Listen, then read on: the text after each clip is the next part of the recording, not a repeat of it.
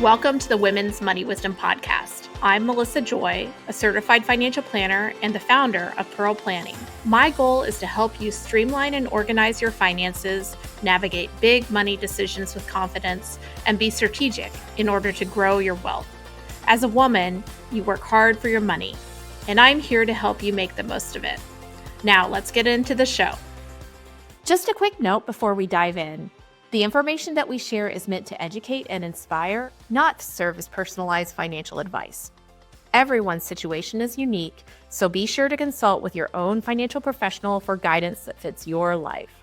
And just so you know, the opinions shared in this podcast are my own and those of my guest, and they don't necessarily represent those of any organizations that I'm affiliated with. For more important disclosures, please go to our webpage at pearlplan.com. Now, let's get started. Stick with me here. We're going to be talking about addiction today. And it's a topic that I want everybody to listen to, because if it doesn't impact you, it likely impacts someone you love. And we're just going to have a real conversation about what it means to integrate, kind of some of life's battles into financial planning conversations. And I'm thrilled to be joined by one of my favorite people, Karen Coyne, who is a financial planner at Clarity Wealth. Is that right, Karen? Clarity Planning, excuse me. She's got an amazing podcast that we're going to talk about as well.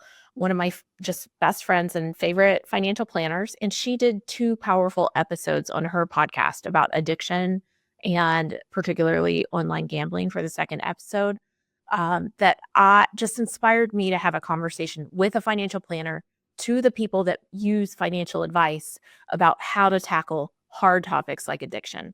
So Karen, welcome to the podcast. Thank you, Melissa. So well, fun. Tell me a little bit about your podcast, Money Without Math, so that the audience knows that there's another fantastic financial planning podcast that they can subscribe to on Spotify.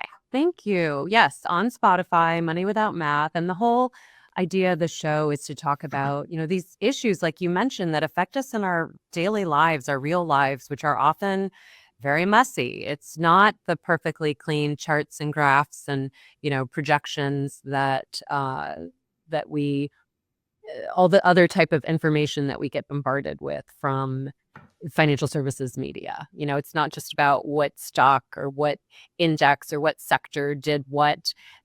It's about, addressing money issues as they affect us in our real lives, which is quite different.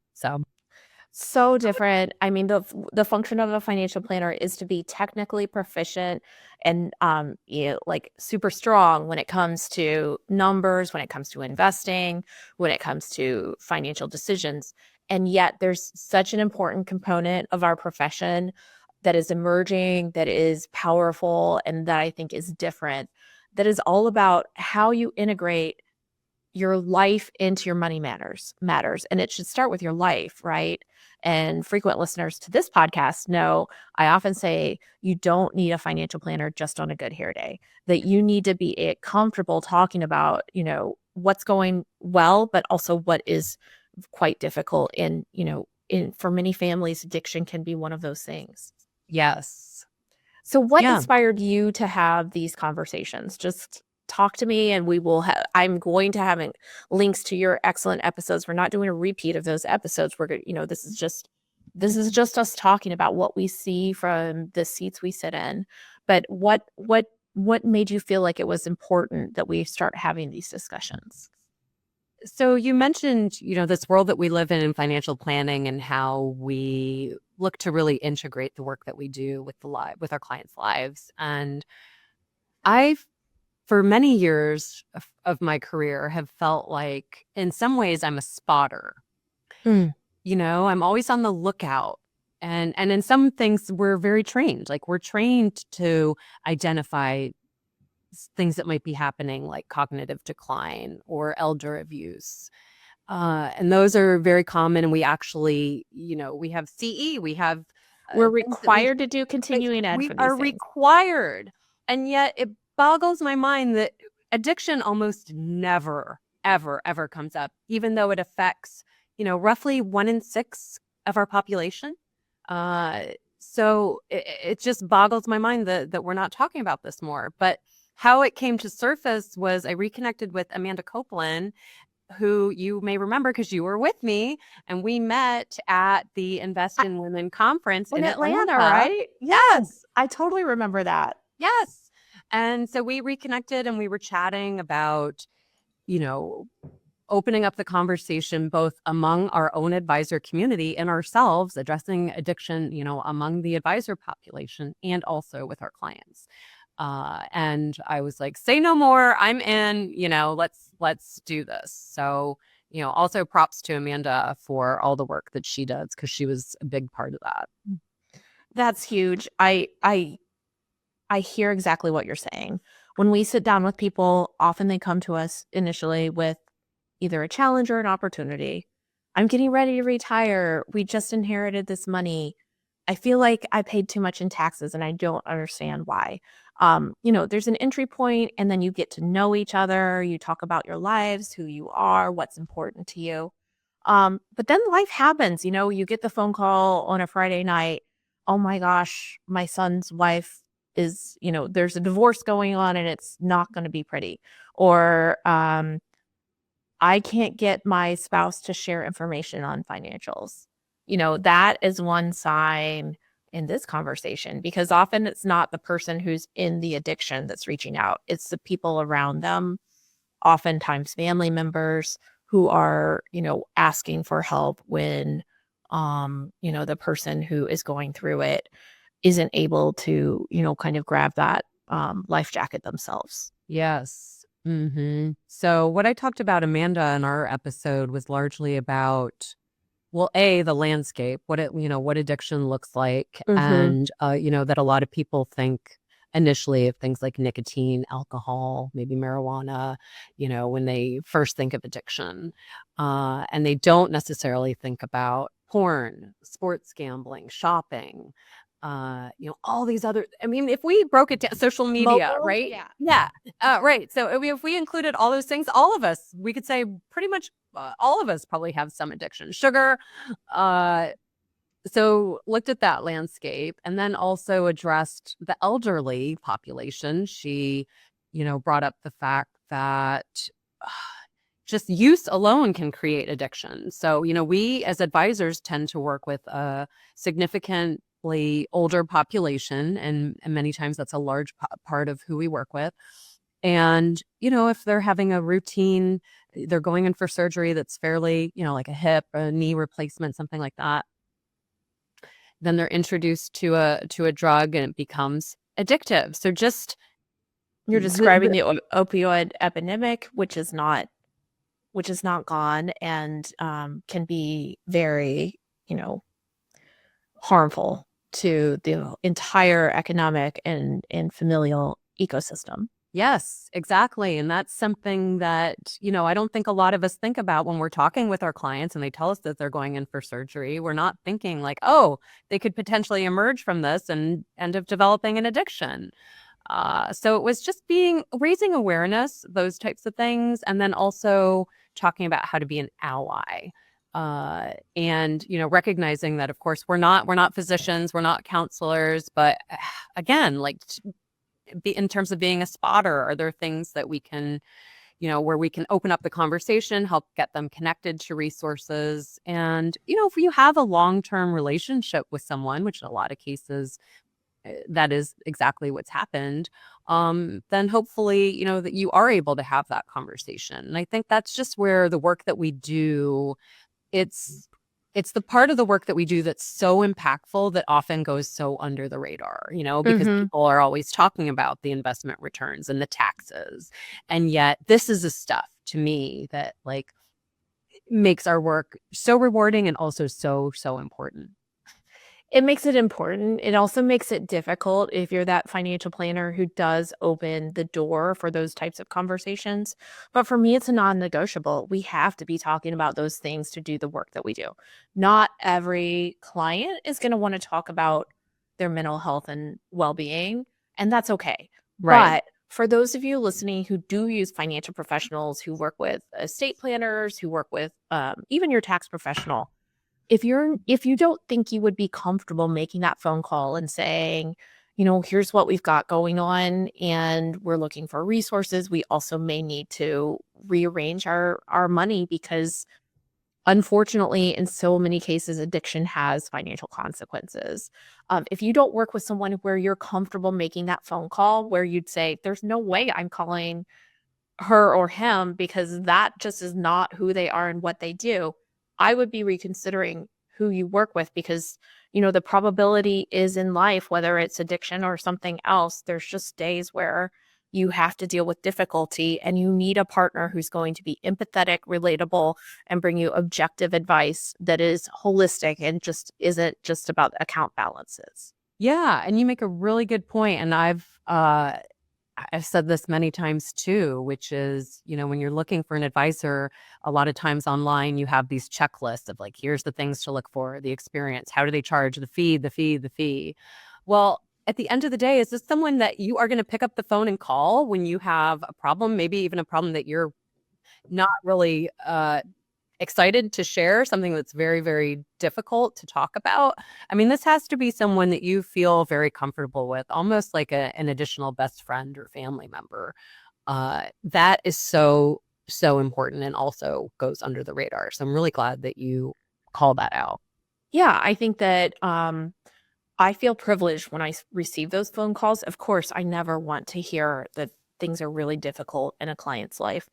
But I can think in the last 6 months alone, I think I reached out to you and said, a client reached out to me. There's an addiction in the family, and it was undercover. That's one of the things that you discussed in your episodes. When it comes, for example, to prescription addictions, when it comes to eating disorders, if it's online gambling, sometimes that can be quite hidden.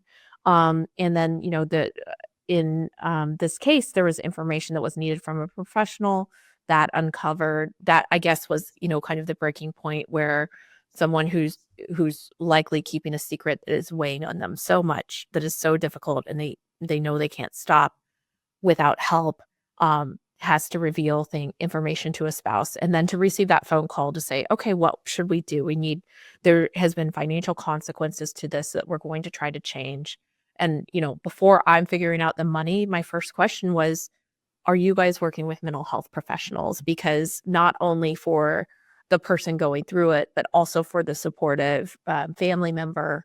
I think it's really important and part of your conversations as well to have good mental health rep. And I often talk about in this podcast and or in client conversations that I see a therapist every other week. I think many people should see therapists, and as a high functioning executive, it is such an important part of my toolkit for well-being. And so we start with that. Is your mental health okay? Do we have, a mental health emergency where we need to deal with that first, and then we'll figure out the financials? Yeah. And that to me is an example of exactly what we talked about in terms of just being a strong ally. That's exactly what you're doing for your clients. And thank goodness that they have you and they have someone like you that they feel comfortable sharing that with, because I'm sure there are people out there that are either doing this on their own, they don't have a team, they don't have a squad already assembled, and Right. or B, they have that person that they really don't want to pick up the phone and call. They don't want to share that information with them. So Yeah, and there can be a huge stigma within families as well, depending on perspectives and things like that. But I know you're creating that, empathetic zone with your clients as well. And not only are we spotters, but we're also connectors in some yeah. cases. Now, we don't always know, hey, here's a treatment center or something like that, but sometimes we know the right professionals, like you've described with Amanda. Yes. Yes. And oh my gosh. And then so my conversation with Amara Durham, which was the second episode that you referenced, she and I had a conversation that didn't occur on the podcast, but a separate conversation that we had about how, let's say you don't open up the conversation as the advisor. And I say advisor, not just us, the financial advisors, but, a member of the tax team, a member of the legal team. What can happen is you have someone in a fiduciary role, a trusted role, like a trustee, who can become an unknowing, inadvertent drug dealer. Because Yes, an now, enabler. completely. And What really blew my mind, so shortly after recording these episodes, I was having dinner with a couple friends who are in family businesses that are very successful. And I know they have teams. They have teams and they have sophisticated planning in place. And I asked them, I recently have had these conversations with these professionals. I'm just curious, has anyone ever asked you as part of the, kind of inquiry onboarding process about addiction, any addiction or mental health issues among, yourselves or in your family? And they both looked at me stunned. No, Karen, no one has ever asked us that. And I thought, wow, I mean, these are people who are working with sophisticated situations and teams, and no one is talking about it. Yeah, it's so important to say what's going on in life, not just what's going on On in the paper. accounts. Yeah, it's not just about the statements. Yep. It is about your life and how the statements and the money within those portfolios can support that. And so, I think so much of your messaging is that there isn't shame in sharing and saying what you know and what you don't understand, in dealing with a circumstance you never thought you would be experiencing. You don't have to be judged when it comes to that. And I think that's something that everyone needs to hear, that gets missed so often in the world of finance. Mm-hmm. Yes. And I think it goes both ways. First off, as advisors, we have to be comfortable having those conversations. We have to come from a place of empathy and not judgment. And just like we ask questions that maybe for people not in this field, or maybe at the beginning of our careers felt invasive, like, I can't believe some of these questions, right, that I'm asking. And 20 some years later, it's very normal for us. And because we don't see it as True. invasive, right? We see it as we need to understand the whole story so we can help our clients, just like, like a medical intake. If you are keeping information from your physician, your providers, they might not be able to help you in the way that they really need to help you. So as the advisors, we have to be comfortable with it.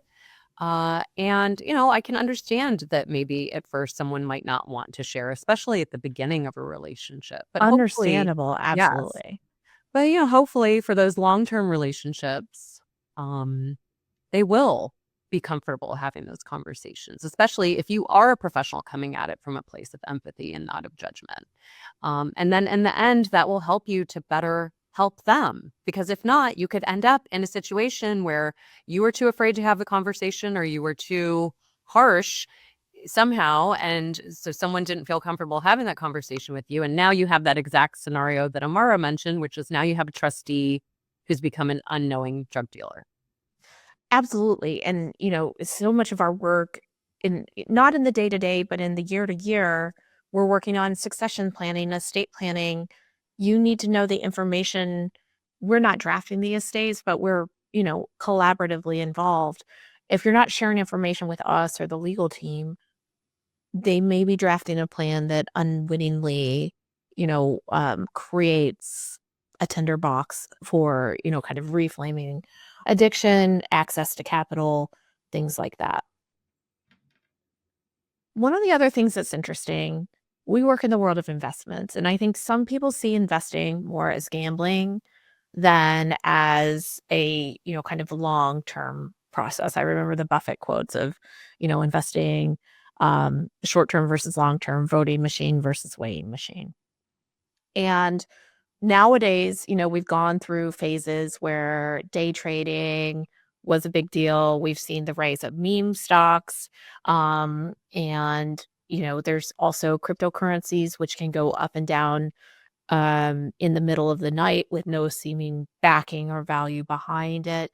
And that's an area too where I think we walk a fine line, because certainly the way we go about investing is not that gambling short-term deal, but we can have conversations where, that is the perspective and psychology of the client. And so there can be some, kind of tension there between what we're trying to do and how the client perceives the function of investing. Right. Yeah. And I feel like it's probably just going to get harder, because at least, we're from the 1900s. we're Oh, my daughter wants vintage clothes that are from the 1990s. Oh my That's her God. style. And I'm like, vintage. So I take that as an insult, but I guess that's reality. it is. I know. Oh my gosh. But yeah, I mean, I remember when day trading was a novelty. It was new. I mean, we've both been doing this work for about the same amount of time, Yeah. and and now all these things that you described, they're commonplace. It's not. Yeah, it's more commonplace, and so I think there is a fine line where people might not see the difference, and so hopefully, again, as part of the work that we do, we can help, the folks that we work with understand that there definitely is a difference and the risks that are involved. And, also when you have these markets that we've had in recent times where just about everything seems to go up, and we've seen this movie before too. Yeah.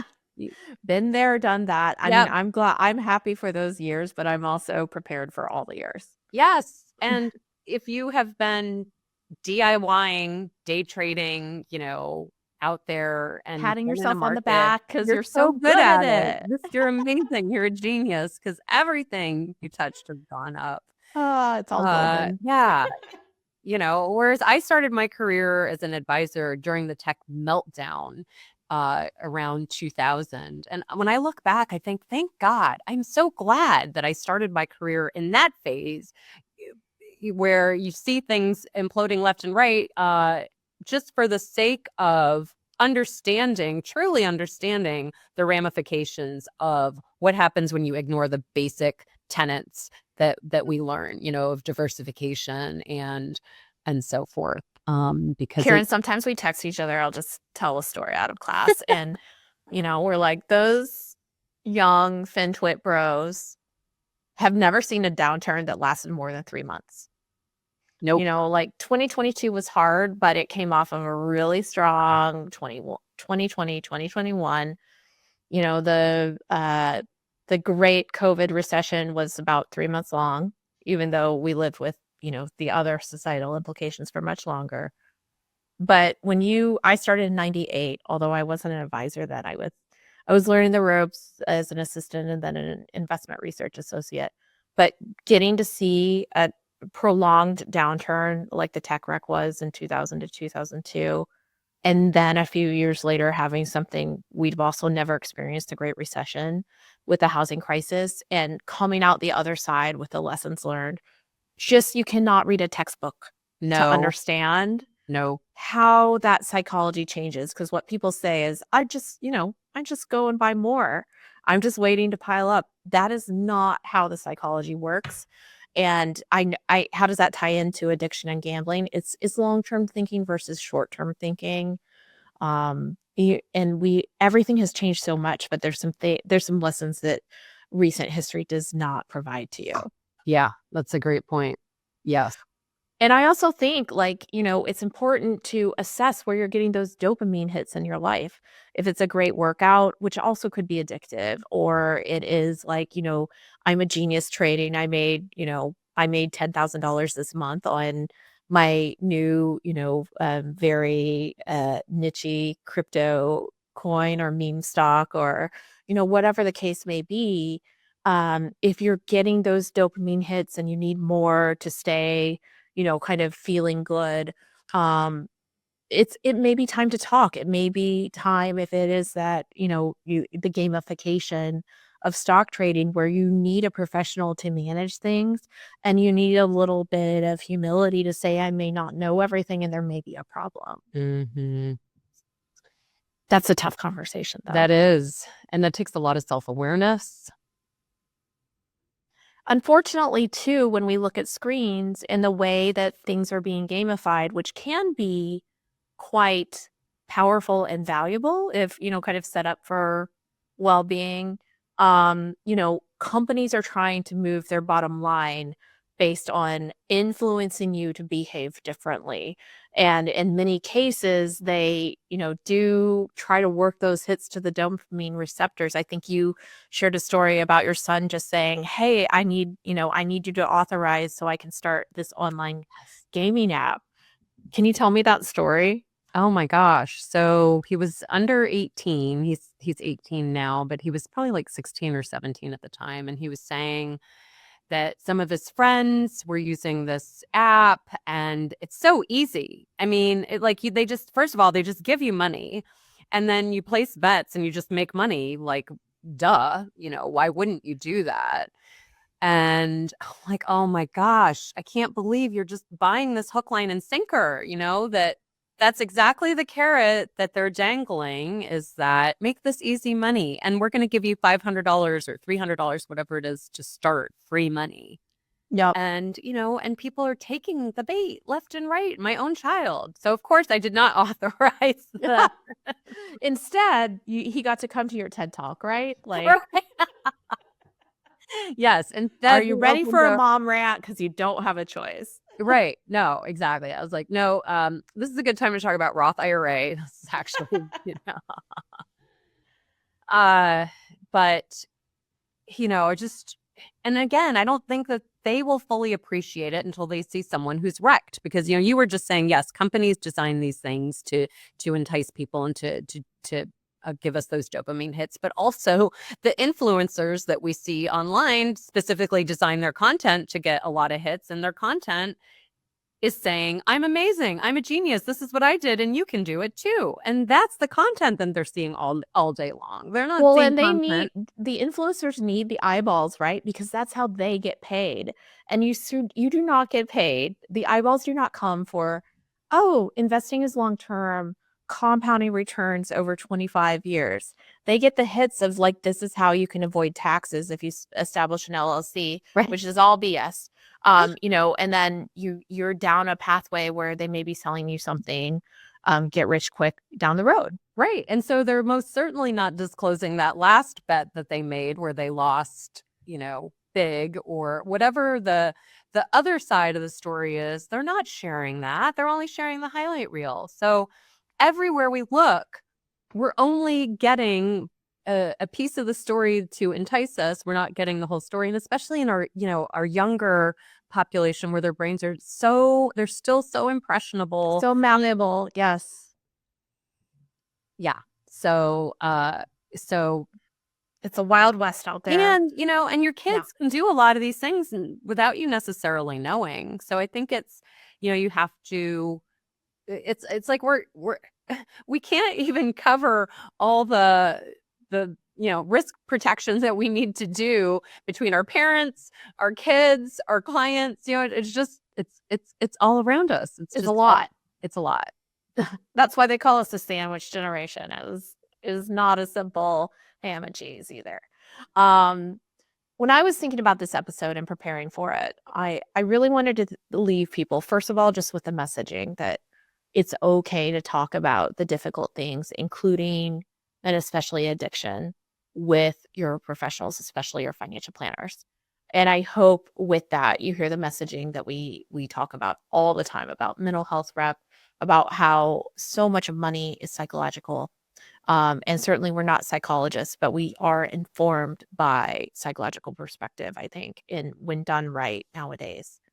I also thought about like transparency, how having a trusting engagement with professionals like financial planners reveals information that may protect you or may limit the losses of addiction. For example, if your clients are, I'm assuming you talk about how much money do you have in this account and what's there, like having those conversations where it's transparent and you update those numbers each year.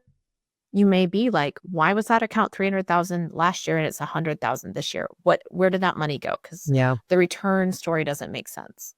But I think that could be protective as well. Yes, definitely.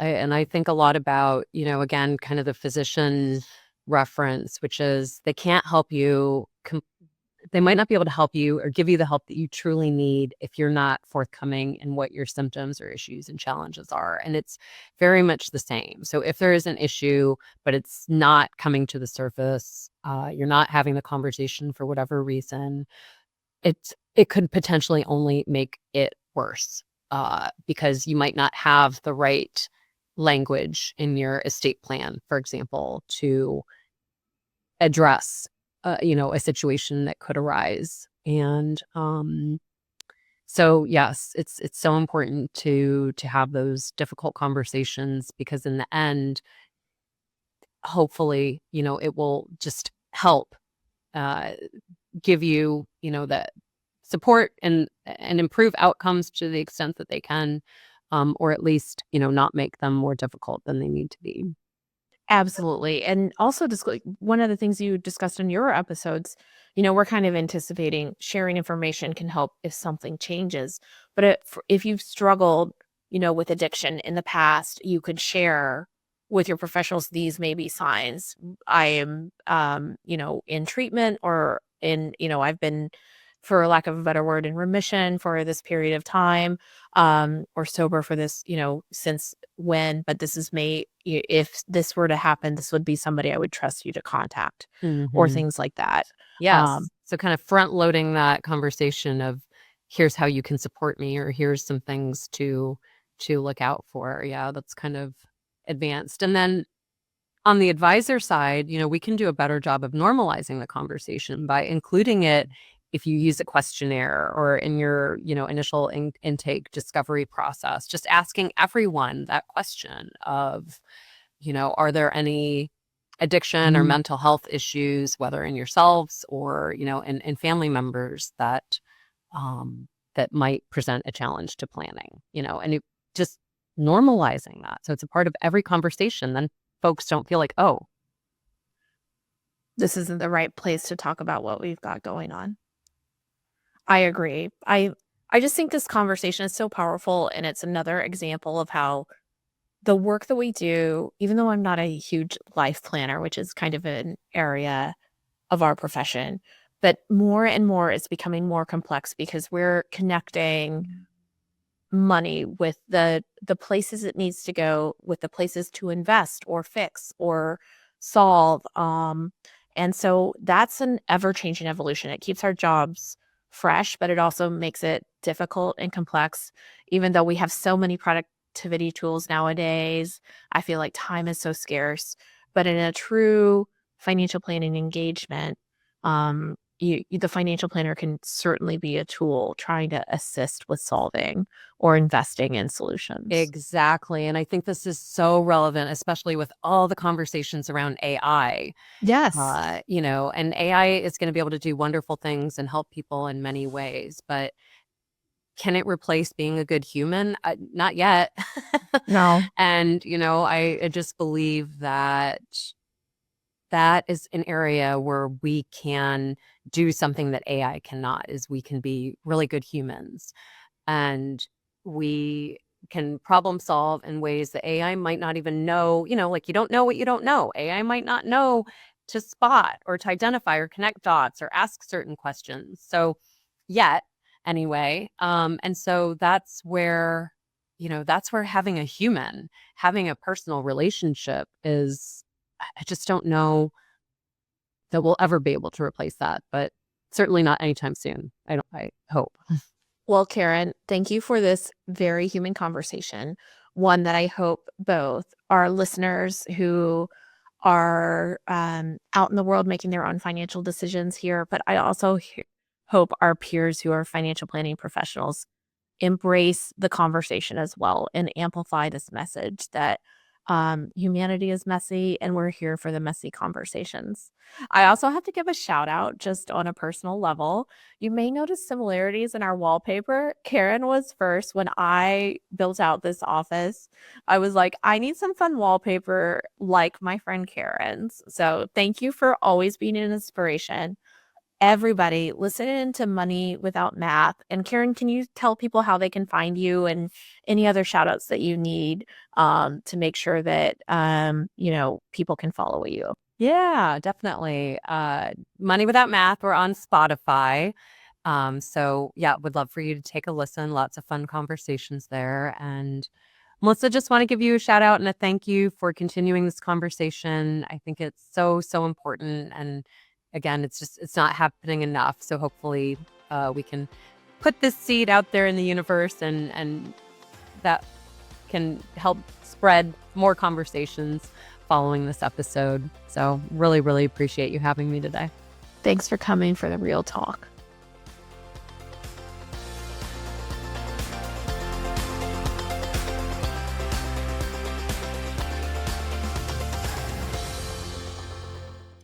Thank you for listening to the Women's Money Wisdom Podcast. If you found value in this episode, the best way you can support the podcast is to forward an episode to a friend or leave a review. Go to pearlplan.com and the podcast link to get all the resources and links mentioned.